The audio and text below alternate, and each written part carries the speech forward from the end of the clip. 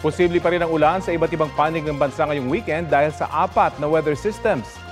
Base sa rainfall forecast ng Metro Weather, maaaring makaranas sa mga susunod na oras ng intense to torrential rains ang ilang bahagi ng Northern Luzon, kaya maging alerto sa banta ng baha o landslide. Uulanin din ang ilang pang bahagi ng bansa. Bukas naman ng umaga, posibleng ulanin ulit ang ilang panig ng Northern Luzon. Linggo ng umaga, uulanin na rin ang ilang bahagi ng Southern Luzon, Visayas at Mindanao. Higit na mataas ang tsansa ng ulan sa iba pang panig ng bansa sa bandang hapon o gabi. Posible rin ang ulan sa ilang lugar dito sa Metro Manila. Hanging amihan ang umiiral mula sa Batanes at Ilocos Region. Shear line sa Cordillera, Cagayan Province, Isabela, Quirino at Nueva Vizcaya. Easterlies naman sa Quezon Province, Aurora, dito sa Metro Manila, Visayas at ilan pang bahagi ng Luzon.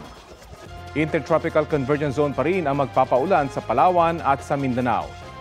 Ngayon pong Biyernes, naitala ang Baguio City ang minimum temperature nito na 16.8 degrees Celsius, habang 25.2 degrees Celsius dito sa Quezon City.